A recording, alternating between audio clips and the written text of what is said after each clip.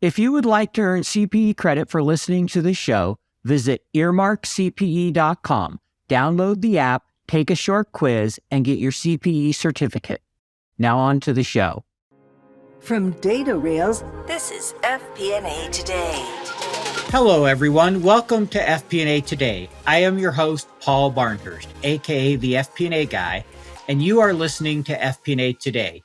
FP&A Today is brought to you by Data Rails, financial planning and analysis platform for Excel users. Every week, we welcome a leader from the world of financial planning and analysis and discuss some of the biggest stories and challenges in the world of FP&A. We will provide you with actionable advice about financial planning and analysis. This is going to be your go-to resource for everything FP&A. I am thrilled to welcome today's guest on the show, Asif Masani. Asif, welcome to the show. Thank you so much, Paul. Thank you so much for having me. Yeah, we're really excited to have you. So just let me give a little bit of a background about Asif, and then I'll give him an opportunity to tell a little bit more about himself. He comes to us from Mumbai. He's an author. He recently published a book about FP&A. We'll have him talk about that later. He's a chartered accountant. His day job is a manager at Coursera.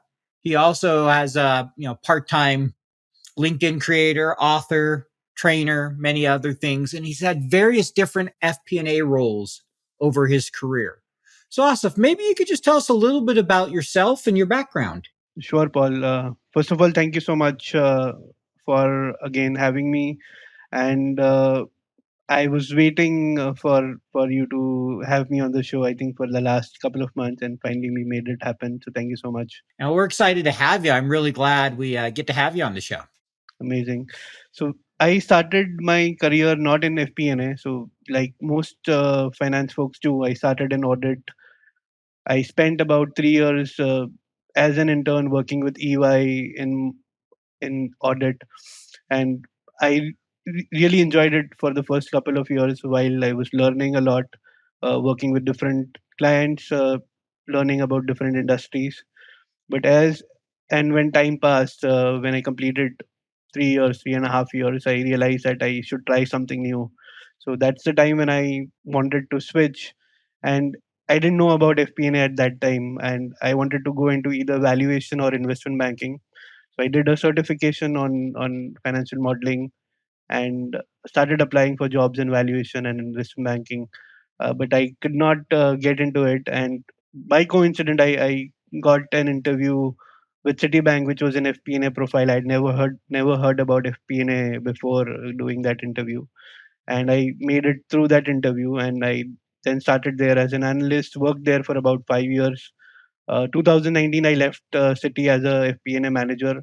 Took a break for about a year and a half to do a couple of other ventures I wanted to work on, and then again came back into FP&A. I think around 2020 after COVID. Worked with one pharmaceutical company called Pfizer, and right now I'm working with an edtech company which is Coursera. I lead the FP&A function for India and APAC at Coursera. Okay, great. Thanks for a little bit about your background. And I agree with you. It's pretty typical for someone to start in accounting or auditing, sometimes investment banking or consulting, but most people don't start their career right out of college in FP&A. Some do, but I agree, a more common path is often that accounting background. So, next question I have here for you. You have over 50,000 followers on LinkedIn. I know you recently hit that number. Congratulations. You also run your own YouTube channel. I think you have over 5,000 subscribers there, as well as you have a website, FP&A Professionals. Can you maybe talk a little bit about how you got started in creating content? How'd that come about? I was doing, so I was in between jobs around in 2021. And I was finding it difficult to get my next role. So that's the time I thought I should maybe build my personal brand on LinkedIn, start writing about FP&A on LinkedIn, so that people, when they search me on Google or they search me on LinkedIn, they can know, okay, this person knows what he's going to talk about, like what is going to, if he's applying for a role, he's good at FP&A. So that was the primary reason I wanted to have a good personal brand, visibility among employers. So that was the reason I started writing in 2021, I think year and a half back. But as I as I did that more, it developed more as a hobby and a passion. And I think by end of 2021, I knew that okay, I wanted to make this a more bigger part of my life. So that's how I got started on LinkedIn. And once this happened, I think it was about 1 year back, December 2021. Somebody reached out to me on LinkedIn asking me to do a webinar for CA students who are just newly qualified and they wanted to know about FP&A. And I did that webinar. That person who recorded the webinar, he uploaded on YouTube. That YouTube video didn't do a like it didn't do a lot. It didn't get a lot of traction initially in the first 2-3 months. It was less than 100 views, but somewhere around the 3 months mark after it was uploaded, it suddenly got like 3,000, 4,000 views, and then people started reaching out to me on YouTube as well, like on commenting on that video. So that's the time I started creating more content on YouTube. It was very difficult to create both content for LinkedIn and YouTube along with my day job. So what I figured out, the best way would be to uh, get content from other experts. So I started then interviewing. I started my own All About FP&A series. I think 8 months back, with Carl as being the first guest, Carl Seidman. And then I've continued that doing once a month. So I don't do a lot of content on YouTube these days, especially in the last 8 months. But I do a lot of interviews just like this one. So that makes it a little bit easier. So I don't have to create content. I just have to curate. I have to just plan an episode, and other people are actually helping me create that content. Makes a lot of sense. You know what it is like. 13 different spreadsheets emailed out to 23 different budget holders. Multiple iterations, version control, errors, back and forth updates. You never really feel in control of the consolidation and collection process. Yep, I've been there. Stop, breathe. DataRels is the financial planning and analysis platform for Excel users. DataRels takes data from all your company's disparate sources. No organization is too complex, consolidating everything into one place, secured in the cloud. Now all your data finally talking to each other. Everything is automated back into your report in Excel. Cash flow, FX conversion, intercompany transactions, now automated and up to date. Drill down and variance analysis in seconds. Don't replace Excel, embrace Excel. Turn your Excel into a lean, mean FP&A machine. Find out more at www.datarels.com. What advice would you offer to someone who wants to create content? Say they wanted to get started creating content. I would maybe tell them a couple of things. So first one would be to identify your audience and pick up one topic or one subject which you can go deep in. So that will help you focus on one area. So that is definitely one. And second would be do it consistently. Don't stop after 2 months or 3 months. Do it consistently for at least 6 months, and you are creating good content. You'll definitely see the results. Thanks. No, that's very good advice, similar to what I give. Be consistent, find your voice, know what you want to talk about. I recommend generally niche down and find your area, right? Like you said, your Yeah. focus. So those are all good pieces of advice. And I kind of laughed when you mentioned, you got started. It was right helping build your brand, find a job. I mean, when I got on LinkedIn, that's really where it came from, was find a job, and kind of Mm-hmm. built over time. And somewhere along the line, I found I liked it and kept building. So I Mm-hmm. think we have similar stories there. Also similar with FP&A. I didn't know what it is when I took an FP&A role. I don't think most people do coming out of college. It's become a little more popular, and I know you're doing a lot to help people kind of learn that FP&A is a good career path. And I think this is a perfect transition to your book that you recently published called All About FP&A. Can you talk a little bit, a couple things. One, what is the book I know it's about FP&A, but kind of what's the focus? Is it for people starting their career, senior people? Kind of what's the focus of the book? And what was the impetus for writing a book? The reason for writing the book was exactly the point that we discussed. So a lot of people, at least in my country, which is India, they don't even know about FP&A. Just like I didn't know 7 years, 8 years back about FP&A. So a lot of people even don't know that FP&A exists as a career. So there are job Mm-hmm. descriptions which say finance manager, maybe a finance specialist or something like that. But there's no it's still very new, at least in where I am, where I belong. So a lot of people, if I ask, say, 10 people who graduated in finance, maybe 7 people out of 10 may not even know what FP&A is. So that was Mm-hmm. one of the biggest reasons for me writing the book. So at least people know what FP&A is, and they have another option that they can aim for, maybe not immediately, but maybe at some point in their career. So that was one of the reasons. Second reason was also I always wanted to write a book. This was there for the last, I think, 5 years. And once I had some content on LinkedIn, I figured out this might be the book I can write. So I already have like 100 pages of content. If I can focus on this, and I can maybe make it a book which is 200 pages to 20 pages. Great. Makes a lot of sense that you'd already done all that content. You'd always wanted to write a book. So why not write one about FP&A? Can you talk a little bit about first how it's been received? How have sales gone? How have people asked about it? Just kind of what's been the general feedback since you launched it? I mean, I know I've heard some good things, but maybe you can tell us a little bit about that.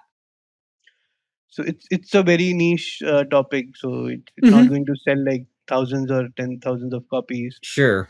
Uh, but because I think because of the people that are connected to me on LinkedIn, people who receive my content, people who've been receiving and reading my content for over the last 1.5 year, especially it was received very well by them. I remember I when we did a pre-launch in October, in the first day itself, I think sold about, I think in the first week we sold about 100 copies. So Great. people were waiting for it to release. Uh, and since then, after that, I have been it's been selling like 5 to 6 copies a day. So it must have crossed 300, 400 right now. No, those are good numbers. And right now it's currently only available in India. Is that right? Or is it available anywhere? So the physical version, the hardcover version, or the paperback version, I should call it, it's available only in India. The Kindle version was just launched about 3 weeks back, so that should be available in most countries where you have Amazon access. Got it. Okay, great. So the Kindle version is available basically everywhere that you have Kindle and Amazon. So I'm curious, what was the hardest part about writing the book? I think the hardest part would be to develop that habit of writing every day. So even though I had some content with me, it still had to be refined. It still had to be outlined and put together in a way that it comes together as a book. So for even after having some bit of content, I had to write about for maybe 30 minutes a day for around 2.5 3 months between, I think, April to June, that period. So I think the hardest part was the first 10 to 15 days where I had to force myself. I had to block my calendar for an hour every day, and I had to force myself to write 400 or 500 words. So I think that was the hardest part, the first 10 15 days.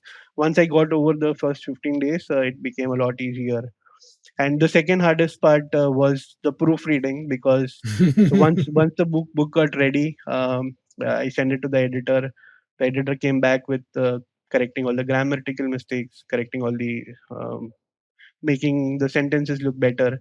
So once it came back, it was the budgeting period. So it was around that August and September mid time, and the book was the edited version was with me, I think, first week of September, and I could not find time to read it. I could not find time to proofread it until I think end of September, first week of October, because of the workload at office, and it was the budgeting season at that time. So finding time to proofread it, and I had to do the proofreading at least 3 times just to make sure that everything is okay. So reading, doing that proofreading 3 times was very challenging, just because it was very hectic at work as well at that time. Yeah, I know how difficult budget season could be, so I can imagine how hard it was to try to balance budget season and writing a book at the same time. Not an easy task by any means. So I admire you for sticking with it, because that's a lot of work. So congratulations on that. And as you mentioned, anyone who's interested in the book, check it out. The Kindle version's available. Go to Amazon, just look it up, All About FP&A, and you can find it there. So, next question on the book. What would you say is the kind of key takeaway you hope people get from the book? If there is one thing you hope, the readers take away from it, what would that be? So let me talk about the audience first. So the audience for the book is people who are just starting out in FP&A, Mm-hmm. or people who are in finance and don't know about FP&A. So it's for people to learn the initial concepts about FP&A. So that's the Mm-hmm. book tagline as well. It's called Getting Started with Your FP&A Journey. So the book is targeted towards them. Also, people who are slightly experienced, maybe 1 or 2 years, but they need to comprehend it better. So just in case they want to appear for an interview, although they know a little bit about FP&A, but they cannot comprehend it, or they cannot articulate it in an interview. So I think a lot of people also buy the book for that reason. So Mm-hmm. it's for beginners in FP&A. One or two key messages uh, the book shares is on data and budgeting. So it covers the budgeting process. So one of the key chapters in the book is on the budget, on creating a budget. So the key focus is how to create a budget from scratch for different areas, right from revenues to all the expenses. Great. I mean, I think it's definitely a book that's needed in the marketplace, no question. I mean, I get asked from a lot of people how to make that transition into FP&A. You think of college students, most of them don't know what FP&A is. I have a friend here locally that teaches, he created a course for MBA students, a master's course to introduce them to FP&A, and he Yep. teaches it for the MBA program here at the local university. And I think it's great because very few universities have those type of courses. I think a lot of people come out. I mean, almost everybody knows, okay, there's corporate finance, there's treasury, there's accounting, there's audit, there's investment banking. But like you said, most people don't even know there's FP&A coming out of college. If you ask 10 people that just finished their chartered accountant, hey, do you want to do FP&A? Most of them would be like, what is FP&A? Yep. Yep. Right? So I think you definitely hit on a very important subject that people need. So speaking about FP&A, why are you so passionate about FP&A? What do you love about it, and what keeps you working in FP&A? I strongly believe in finance. FP&A is one of the most happening profiles. So if you are somebody with a personality trait that doesn't want to follow the rules, like if you don't want to do the same stuff in terms of the accounting cycle, or be it following the checkbox approach of auditing, or maybe being abreast with the taxation laws which keeps changing. So if you're not if you are working in finance, and if you're not interested in some of those traditional roles that I just talked about, I think FP&A is a great option, and it was for me as well. It allowed me to use my skills which I already had from accounting and audit, and also it allowed me to be a little more creative, which was not possible in those roles. So that's the reason I like FP&A. I love your point about the creative. And I like to joke. I heard this on a podcast, I think once, and it said, and if an accountant gets creative, this is the difference between FP&A and accountant. If an accountant gets creative, they go to jail. If an FP&A professional gets creative, they get promoted. Yep.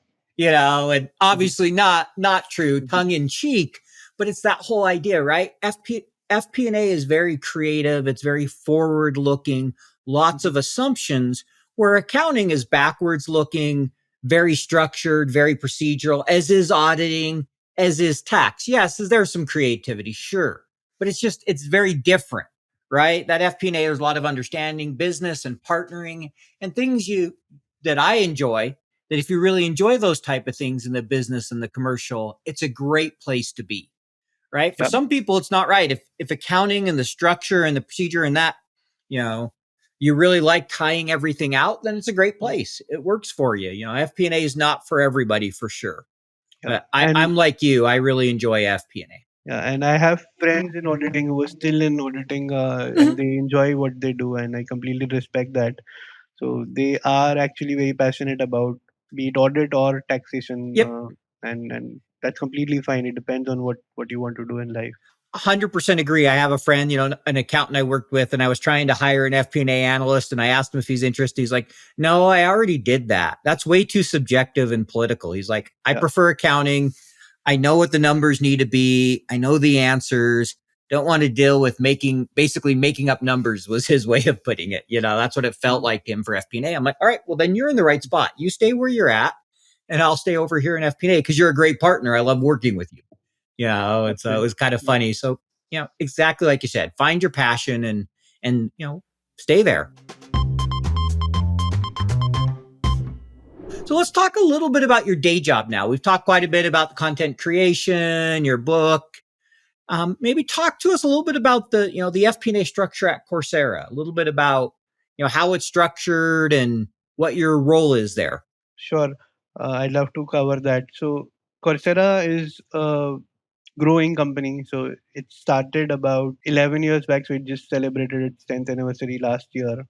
So it's not a startup, like not a very new organization, but also it's not very established. Like it's not been there for decades. So Sure. it's a little bit in between.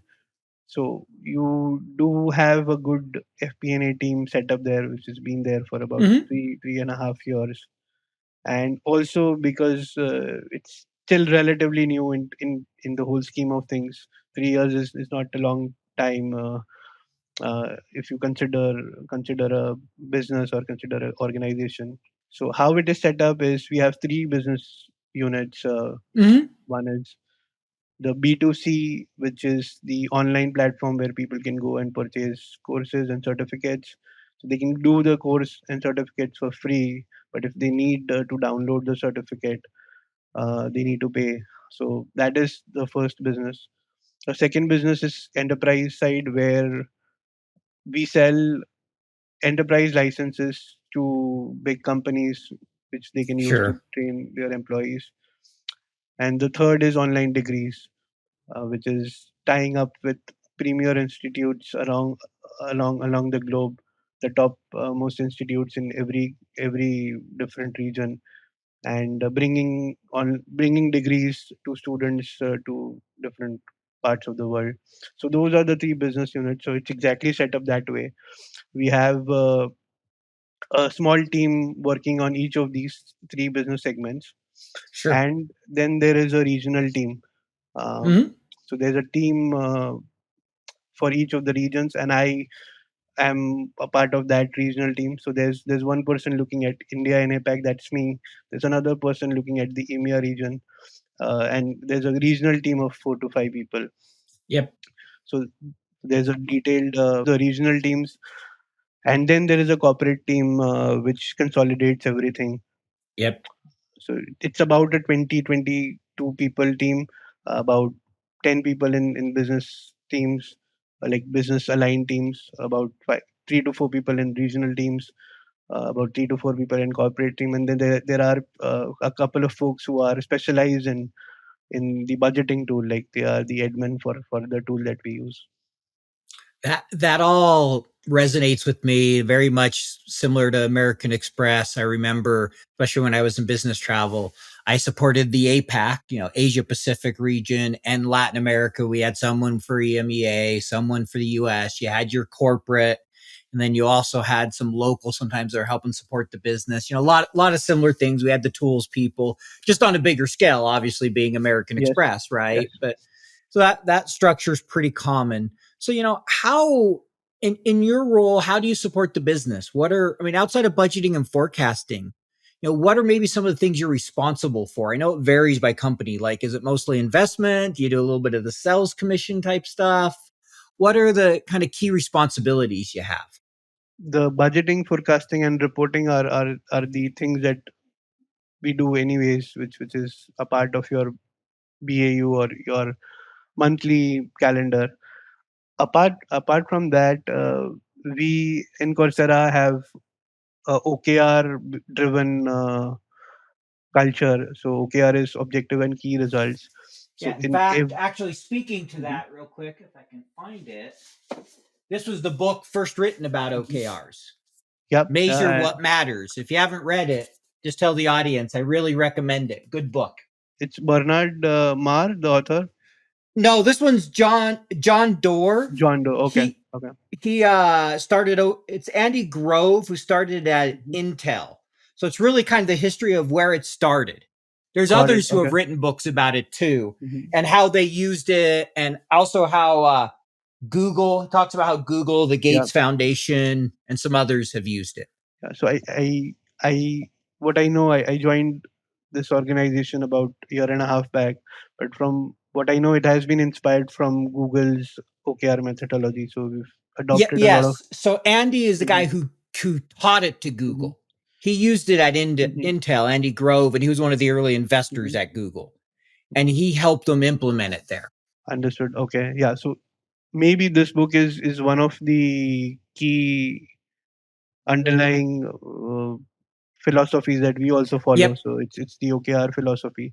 So every individual or every team has an OKR. So apart from what you're doing every day, every month, there are like a couple of special projects that you are expected to drive, Mm-hmm. which might be inside your FP&A team, or it may also be outside. It may be a cross-functional project where you are working with different business teams to help them achieve a business objective.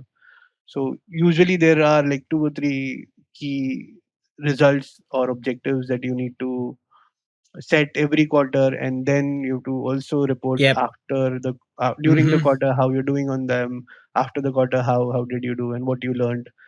So that is one, and also we then report about this as well in what we call as the quarterly business review. So once the quarter is Yep. done, we do Mm-hmm. report whatever was whatever were the highlights of that of the previous quarter, what were the low lights as in what didn't go wrong, sorry, what didn't go right, or what were the mistakes and how can we learn from those mistakes. There's a detailed business review that happens at the quarter end, and then you also plan for the next quarter. So based on the forecasting that you do, you also lay out a plan that what you already you have a plan which was done last year, but you again set the same OKRs for the next quarter. It will not be the same as plan which was done maybe 6 months back. It might be very different. So again, you set your objectives and key results for the next quarter, and that again the same process begins for the next quarter. And how have you liked OKRs? How have you found those work for you? Is that a method you enjoy? Kind of what's your thoughts on using OKRs? I actually love using it, and I especially believe if an organization grows fast, it is one of the good ways to keep everybody aligned to the strategy, to whatever the vision that the CEO and the senior leadership has. So setting that in the OKR, and that drills down to different business units, different functions. I think it's a very good way to keep everyone aligned on the company's mission and company's whatever the objectives are. I agree with you. We used it at one of my prior companies, and I thought it was a good method, and it can work really well when you have buy-in from senior leadership and everybody's focused on key results that all roll up to really help drive the strategy, right? It can help with alignment, and it can really help you to know how to focus your time because okay, I need to get this key result. I need to, demonstrate that I've done that, and so it can help you focus. I think it's a great tool. Do you have some favorite metrics you like to look at when you're supporting a business? I know it's going to vary some, obviously business to business, but are there some key, maybe financial or operational metrics that you always like to look at? Maybe kind of your go to? I especially like working with the marketing metrics. So my favorite metrics are all related to marketing, just because I am also personally interested in marketing, and we do a lot of this on LinkedIn as well. So metrics like lifetime value of a consumer, or the cost to acquire a customer, or cost per click, all those type of metrics which are used in online advertising. So I love tracking those. Yeah, those are all really valuable metrics. So important today with, so much of business being, content driven, trying to fill that top of funnel and understanding how are my dollars providing a return? Are they, is it worth my time? And that's always the challenge. We have a great episode we're releasing here probably in about 3 weeks where we had the VP of marketing from DataRails and Christian Wittig from DataRails.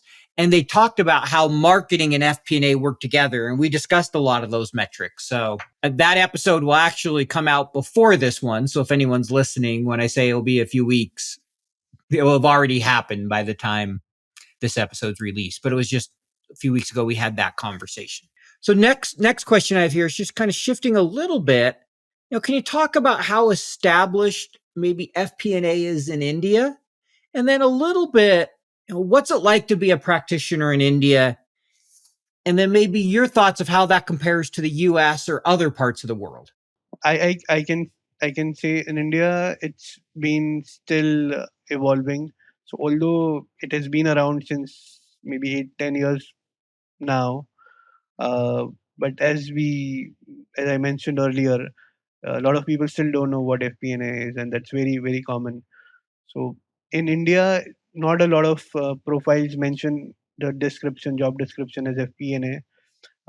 If they are not big companies, if they are mid-sized companies, they would often advertise the job description as finance manager, uh, accounting and finance controller, something like that, which will have some components of FP&A, Mm-hmm. but it will not be there in the headline. So people do not relate FP&A as a separate job description, just like I don't know if that's true in the US, which is different in bigger companies where they do have FP&A job designations, like FP&A analyst moves to FP&A senior analyst, and then assistant manager, manager, senior manager, and goes to director, VP. So larger organizations follow this, but most of the organizations which are mid-size, they don't call FP&A as FP&A, although they might be doing like 80% of the job of FP&A and finance business partnering. How about US? Yep, I'll talk a little bit of my experience. So my experience with India and FP&A, I'll talk to that, has mostly been where companies I worked for have outsourced it. So Hmm. a lot of the work I've seen in FP&A from India is often very procedural.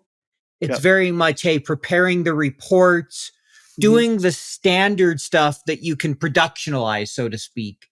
And Yeah. then a lot of the business partnering is managed in the US by, generally more experienced FP&A professionals, where a lot of times the stuff we're moving to India, for cost arbitrage, labor arbitrage, is that stuff that is very standardized, very early in the career type of work that you can train someone that's just out of college a year or two to do, versus that more experienced day-to-day business partnering part of FP&A. So that's kind of my experience of how I've worked, because I've managed a few people in FP&A in India at American Express and at Solera. So I've worked, Hmm. quite a bit with FP&A in India for US companies. So my experience, I'm sure, is a little different. But when you talk about just kind of FP&A in the US, the FP&A job role is very common. It isn't, startups, you don't see it, right? We all know Hmm. that. Startups generally have fractional CFO. It's not till they hit a certain point. Typically if they're venture backed, it's usually say Series C, Hmm. Series B, Series C, that Right. they really start adding that FP&A. Uh, Hmm. Usually that first hire is a finance person that will Hmm. do some FP&A, or a founder will do some of the budgeting, but they're also doing controlling. And, you have to at a certain point till you really add that team. I think most companies wait a little longer than they should. I had someone on the podcast that talked about that quite a bit, Casey Wu, who talked about just the importance of, look, hire FP&A as early as you can, because it's really now being seen more and more, especially in the US, as a strategic function. And generally, FP&A and business partnering are the same role. Where you go into Europe, they're often separated in other places. You could still have a corporate FP&A and kind of a commercial or a business FP&A. I've spent most of my career supporting the business. I've only had one role where I was really in a corporate role. All my other roles have been out in the business units, and I like that. I'm not a big fan of wanting to roll everything up and deal with all the decks and, kind of like, as I say, herding cats between all the different business units. I really like getting into the strategy with the business and partnering with them and figuring out, how we achieve our objectives. So that's a little bit of how I've seen it in the US. And Mike, I think it's probably more established, more common. It sounds like in India, it's still often done kind of under controllership for a lot of companies till you get into the really big companies, or you're supporting companies that aren't based in India. Is that probably a fair kind of assessment? Yeah. And on the outsourcing, it's a big industry. So especially banking and IT companies. I know most banks, you mentioned American Express. So even I used to work with Citibank. I started in Yep. a very similar role. So I started in what they call it a center of excellence. So they do what they do is centralize all their functions in one location, and it's not Yep. just in India. They have 2 or 3 locations. So I know in Citi we Yep. had India, which is Mumbai, and then we also had Costa Rica. And they were Mm-hmm. like 2 3 locations. So you used to get the benefit of both a lower cost. So you Yeah. could have a lower cost base, centralize everything, so you can automate a lot of stuff, and also get that time zone advantage. So if it's a very large big organization, they want to be working 24 hours, and the only way they can do it Yep. is like have people working on different sides of the world. All makes sense. And I've seen all of that, right? I know Citi, all the banks, the IT, like you mentioned, almost all of them have center of excellence in India that are doing various functions, whether that be accounting, APAR, FP&A, a lot of finance functions they centralize there in India. Like you mentioned, getting the 24/7 hour support. There's often some cost benefit as well. And it's a great way to kind of build that team, and great way to start a career, because you get to work in a center of excellence with a large company and see how a lot of things should be done. So, shifting gears here a little bit, we just ring in the new year. Can't believe we're first week of the new year. So what do you see as maybe the biggest trend coming into 2023 for FP&A? What I can see is what's happened in 2022. That will continue to happen. So what you've seen as a trend in 2022, especially around use of technology, and you know it better than most about tools and technology. So I think use of technology, use of a lot of automation, AI and machine learning driven processes, so that people can get more accurate forecasts, more streamlined data, real time data. So I think all those things happened in 2021, 2022, and those things will continue to accelerate. So that is one.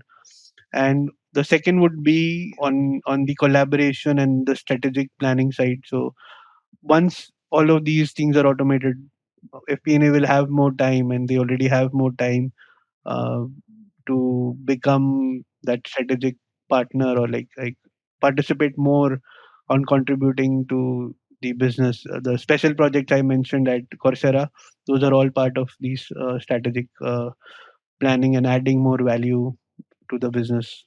So if I heard it, I would summarize it as two things, like you said. One, continuing to leverage technology to automate and streamline processes. Right. Technology is an enabler, it continues to get better. And the second thing that does is it frees us up to focus on the value creation activities, the strategy, the partnering. And we're going to continue to see that trend continue as we continue to automate and free up time. We'll see FP&A playing more and more of a strategic role. Is that a Yeah, Fair statement? I think you summed it up very well. All right, perfect. Just want to make sure I understood you there. I thought I got it. So, all right, Mhm. this now we're going to get into some personal questions. We're coming up near the Mhm. end of our time and just have a few more questions for you. This is one we like to ask people. Can you Mhm. talk about the accomplishment you are most proud of from your career? So, if I had you in a job interview and I asked you Mhm. that question, what would be your answer? So this might be very counterintuitive. So this experience is actually not from my previous job. So this was a break that I took after the Citi bank role in 2019 Mm-hmm. to pursue a different role. So I thought maybe let me try. At that time, we had a new taxation system in India. So there was an implementation of a new taxation regime, which is called goods and service tax, which was very new. So I got interested reading about it around 2018, 2019. And 2019, I thought, okay, let me try something outside of FP&A. Maybe I should try the new tax system that's coming up in India.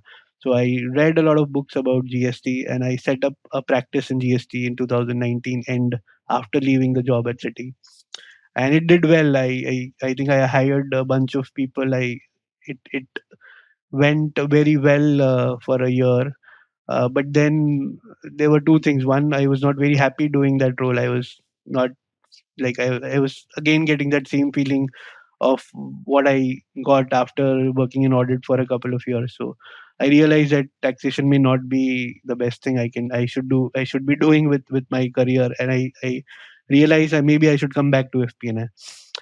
So I think that is something where that experience is something that has taught me a lot of things. First of all, like building your own team, marketing yourself. So when you are selling your even when you're selling a taxation service Mm-hmm. to a client, you have to be very good at pitching, marketing. So things I learned there, I think that those are all things that are going to help. So I think that experience has been one of the best accomplishment, although it didn't last long.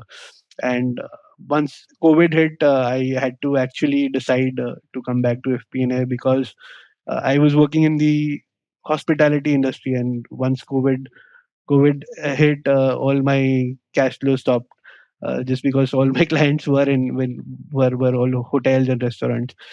So that's the point I decided to come back. But that experience was really good in terms of shaping me as a better professional overall. That's a great experience. I appreciate you sharing that. And I totally could understand COVID hits. Yeah, hospitality. I'd worked in the travel and entertainment industry with American Express. So I understand that when I joined at the end of 2008, as all the banks had cut all their travel budgets. We just gone through a huge recession, and I can understand. I was fortunate to get in at the time, but it was a real challenge for us. Not obviously being a bank as well. We had the bank side and we had the travel side.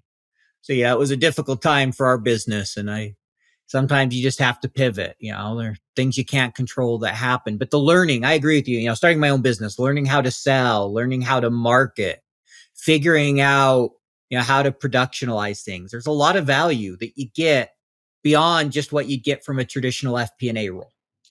And that practice is still ongoing. So my dad retired early and he took over that, and he's Oh, cool. still running that practice. So it's still alive. All those people that I hired, most of them are still working with my dad.